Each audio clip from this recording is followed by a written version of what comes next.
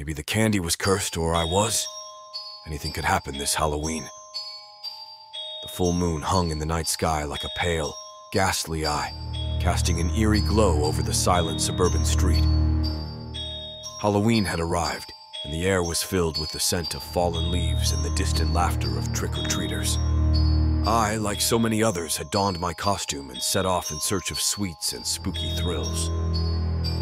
My adventure had led me down a dark and winding road, far from the bustling neighborhoods where children eagerly knocked on doors and shouted, "Trick or treat!" I had always been a fan of the unconventional, seeking out hidden gems that were off the beaten path. As I strolled along, I noticed a dimly lit house at the end of the street. Its yard was shrouded in mist, and the flickering porch light illuminated a simple sign that read, "Candy for the brave." Curiosity got the better of me, and I approached the house, its weathered boards creaking beneath my footsteps. I raised my hand and knocked on the door, my heart pounding with anticipation. Moments later, it swung open, revealing an elderly man with a sinister grin, his eyes obscured by shadows. "Welcome, brave soul," he whispered, extending a gnarled hand toward a large bowl filled with an assortment of candy. I hesitated for a moment, but the allure of the unique Halloween experience was too strong to resist. I reached into the bowl and grabbed a handful of treats, my fingers trembling as I did. "Enjoy your spoils," the old man croaked. I could feel his eyes boring into my soul as I turned to leave. That's when the night began to change. As I made my way back down the winding road, a shiver crept down my spine. The candy I held in my hand suddenly felt heavy, as if it were made of lead. I felt an overwhelming sense of unease. The world around me seemed to warp and shift. The once familiar houses and trees took on a sinister, otherworldly quality, their shadows stretching and contorting like grotesque, nightmarish figures. I quickened my pace, hoping to escape the oppressive atmosphere, but the road seemed to stretch on endlessly. The moon, once a distant orb in the sky, now loomed overhead, casting an eerie, blood-red glow that bathed the street in a surreal, haunting light. I began to hear whispers in the wind, voices that spoke of long-forgotten fears and whispered secrets. The candy I held in my hand seemed to pulse with an unnatural energy, and I realized that I was not alone. Dark shapes flitted at the edge of my vision, and I could sense their evil presence drawing closer. Suddenly, I heard a sinister laugh that sent chills down my spine. I turned to see the old man from the house, his grin now a rictus of pure malevolence. "You've taken my candy, brave soul," he hissed. At that moment, I knew I had made a terrible mistake. I broke into a run, desperate to escape the nightmare that had enveloped me. But the road stretched on, leading me deeper into a twisted, phantasmagoric landscape. The shadows reached out for me, their fingers cold and grasping, and I could hear the whispers growing louder, more insistent, as if they were trying to tell me something I was not meant to know. As I ran, the world around me continued to change. The houses and trees seemed to merge and meld together, forming grotesque, nightmarish shapes that loomed over me, like ancient, malevolent spirits. I stumbled and fell, dropping the cursed candy onto the ground. It lay there, pulsing with an otherworldly light, its presence like a beacon in the swirling darkness. I knew I had to make a choice. I could leave the candy behind and hope to escape this nightmare, or I could pick it up and face whatever horrors awaited me. At that moment, the decision was clear. I reached for the candy and felt a surge of power and dread coursing through me. The old man appeared once more, his eyes blazing with a malevolent fire. "You have chosen your fate," he cackled. "Now, you are mine." With that, he reached out, and the world around me shattered into a maelstrom of nightmare and chaos. I awoke with a start, drenched in sweat, safe and sound in my own bed. The morning light streamed in through my window, and I couldn't help but wonder if it had all been a dream. But as I glanced at the candy that still sat on my nightstand, I knew that it was no ordinary dream. I had experienced something otherworldly, something that defied explanation. Halloween had come and gone, but the terror of that night would stay with me forever. I had taken candy from a stranger, and in doing so, I had ventured into a nightmarish realm beyond imagination. The old man's sinister grin and the whispers of the shadows would haunt my dreams, a reminder that sometimes the line between trick and threat is a fine one, and the price of curiosity can be more terrifying than one could ever imagine.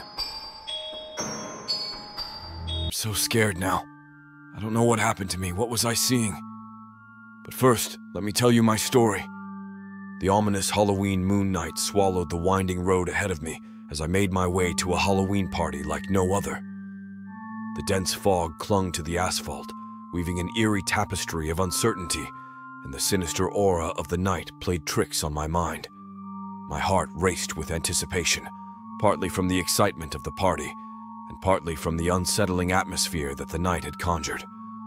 The road twisted and turned, and every corner seemed to conceal some lurking malevolence waiting to leap out at me. I had chosen to take this secluded back road to the party, much to my friends' dismay. They had warned me about the old legends, tales of spectral encounters, and paranormal occurrences that had been whispered through the town for generations. As I drove, my headlights revealed a faint figure ahead. She stood at the roadside, clad in a ghostly costume, her white dress billowing eerily in the breeze. I decided to pull over, thinking it was a fellow partygoer in need of a lift. The woman, seemingly in her 20s, stepped into the dim glow of my car's interior, and I could barely make out her face beneath the sheer white veil. "Thanks for stopping," she whispered with an otherworldly quality in her voice.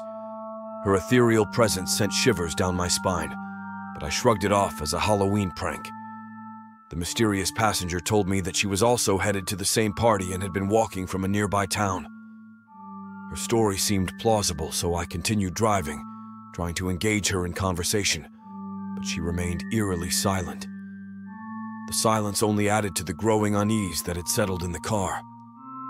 Finally, we arrived at the location, a seemingly abandoned mansion that had been transformed for the night's festivities. As I parked the car and turned to let the woman out, I was met with a chilling sight. The back seat was empty, devoid of the spectral passenger who had been there moments before. Panic overcame me as I rushed out of the car and circled it, searching for any sign of her. I couldn't fathom how she could have disappeared in such a short time. Desperation led me to approach the entrance of the mansion, my heart pounding. There, waiting for me, was the same woman in the ghostly costume, her pale visage obscured by the veil. She gave a faint, unsettling smile and beckoned me forward, her figure disappearing into the fog that enveloped the entrance. My steps faltered as I tried to make sense of this impossible situation. Had she somehow managed to get ahead of me? Was this all a bizarre Halloween prank? I approached the entrance, my hesitation growing with each step. When I finally reached the doorway, the woman was nowhere to be found. Instead, I was greeted by my friends, who had been eagerly awaiting my arrival. As I tried to explain what had happened, they exchanged bewildered glances, denying any knowledge of the woman I described. "She never entered the party," they said in unison, their expressions of confusion genuine. My spine tingled with fear as I questioned my sanity. Had I hallucinated the entire encounter? The night continued with revelry and laughter, but I couldn't shake the unsettling memory of the mysterious woman in the ghostly costume. I spoke with many partygoers, desperately searching for any sign of recognition, but to no avail. It was as if she had never existed. As the party wound down, I found myself standing outside, my gaze fixed on the fog-shrouded road where I had picked up the spectral passenger. It was only my imagination. Was the fog, or was it really a ghost? The question haunted me, leaving me to ponder the chilling possibility that I had encountered something supernatural that Halloween night. What do you think it was? Let me know in the comments. The crisp October air sent a shiver down my spine as I approached the old, decrepit mansion on the outskirts of town. Its ancient timbers groaned with every gust of wind, and the gnarled trees in the yard cast eerie, elongated shadows in the dim moonlight. It was the setting for the most anticipated Halloween party of the year, and I couldn't resist the allure of spending the night in a place that whispered of ghosts and secrets. The moment I stepped inside, a wave of unease washed over me. The mansion was adorned with cobwebs and flickering candles, casting flickering shadows on the peeling wallpaper. My footsteps echoed through the hallways, and I had to suppress a shiver as I thought of the tales I'd heard about this place. Stories of hauntings, disappearances, and unholy rituals.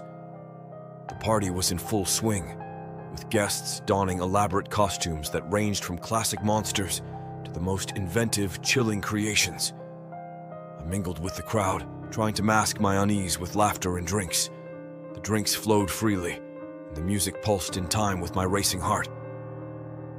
As the night wore on, the mansion seemed to come alive with sinister energy. In one corner, a fortune teller with piercing, cloudy eyes read tarot cards for a group of partygoers, speaking in hushed tones that sent shivers down their spines. In another room, a seance was taking place, a circle of people clasping hands as they called upon spirits from the great beyond. The flickering candlelight seemed to dance with the restless souls of the mansion's past. As midnight approached, a hush fell over the gathering. The host, a mysterious figure known only as the Master of Shadows, stood on the grand staircase. The tall, dark silhouette seemed to absorb the light, and their voice was a deep, haunting whisper as they announced a game. A game of fear. We were to pair off, each with a partner, and venture into the mansion's labyrinthine depths. Armed with nothing but a candle, we were tasked with finding a hidden object of great importance. The catch? The mansion was rumored to be haunted, and the object was said to be guarded by malevolent spirits. Whoever found it would be granted a mysterious boon, but only if they returned before dawn. I partnered with a girl named Mary, a fellow thrill-seeker with a determination that mirrored my own. Our candle's feeble flame cast long, wavering shadows on the cracked and creaking floorboards as we ventured deeper into the darkness. The air grew colder, and we could hear faint whispers like the distant echoes of tormented souls. Mary's fingers tightened around my arm, and I could feel her trembling. "Do you believe in ghosts?" she whispered, her voice quivering. I swallowed hard and tried to sound confident. "Nah, it's just an old house and we're playing a spooky game. That's all." But the doubt gnawed at me. The stories about this mansion were too vivid, too unsettling. The deeper we delved, the more certain I became that we were not alone. We heard strange noises, footsteps that didn't belong to us, whispers that didn't match the wind. The flickering candlelight played tricks on our eyes, casting fleeting, ghostly figures in our peripheral vision. Then we stumbled upon a room that froze the blood in our veins. It was a decrepit nursery, with dusty, shattered toys strewn across the floor. The walls were adorned with faded, tattered wallpaper, depicting scenes of innocent children playing, their eyes now vacant and eerie. In the center of the room stood a crib, and as the candlelight flickered, I could have sworn I saw a shadowy figure swaying gently above it. Mary's grip on my arm tightened even more. "We should leave now," she said, her voice barely a whisper. I agreed, and we turned to make our way back to the safety of the party. But the corridor outside the nursery had changed. The once straight path had twisted into a maze of narrow, winding passages. Panic surged through me, and the candle's flame wavered as I desperately tried to find our way back.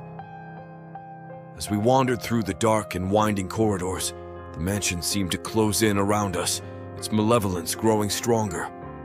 We could hear whispers, laughter, and cries that echoed through the walls, taunting us. Every flicker of the candlelight cast grotesque shadows, and I couldn't shake the feeling that we were being watched. The hours crept by, and dawn seemed impossibly distant. I could see the fear in Mary's eyes as she clung to my arm, her fingers now cold and clammy. The mansion's horrors were closing in on us, and I began to doubt if we would ever escape. We had become unwitting participants in a macabre nightmare. Suddenly, a door creaked open ahead, revealing a room bathed in a strange, unearthly light. We cautiously entered, and in its center we saw the object we had been searching for, a glistening, ornate key. The key to what we didn't know, but our desperation urged us to seize it. Don't forget, at 10,000 subscribers, I'll give away a $100 prize or cash equivalent to a lucky subscriber each week, so make sure you subscribe. Now let's continue. With trembling hands, I reached out, but just as I was about to grasp the key, the room plunged into darkness. The candle's flame extinguished, and we were enveloped in a suffocating, abyssal blackness. Panic surged through me, and I fumbled for the matches in my pocket, my hands shaking so violently that they were nearly useless. Finally, I managed to strike a match and ignite the candle. But when the room was once again bathed in its flickering light, the key had vanished. I could feel our chances of escaping this malevolent mansion slipping away. Mary and I decided to retrace our steps, to find our way back to the room with the crib and the nursery wallpaper. It was our last hope, our final chance at escaping the horrors of this place. But the mansion had other plans. It seemed to shift and change, its corridors leading us in circles, and the oppressive darkness pressed in around us like a suffocating embrace. The night stretched on, and as the first hints of dawn began to lighten the horizon, we stumbled upon the room with the crib once more. The ghostly figure above the crib was still there, swaying, and as our candlelight danced upon it, it turned to us with hollow, soulless eyes. I couldn't take it any longer. My resolve crumbled, and I screamed, my voice echoing through the haunted mansion. The figure descended upon us with a horrifying, inhuman shriek, and as it reached out, I dropped the candle, and everything descended into darkness. When the police finally found us, it was well past dawn. We were both shivering, huddled in the room with the crib, our faces etched with terror. The mansion had released us from its sinister grip, but the horrors we had experienced that night would haunt us forever. As we stumbled out of the mansion, I glanced back one last time, and the building seemed to leer at us with its broken windows and sagging roof, as if it reveled in the fear it had wrought. I knew one thing for certain. I would never forget the Halloween night I had spent in that accursed mansion, a night when the boundary between the living and the dead had blurred, and the terrors of the past had come alive to torment us. Don't forget to hit the subscribe button for me and like this video. Keep it creepy, and see you next time.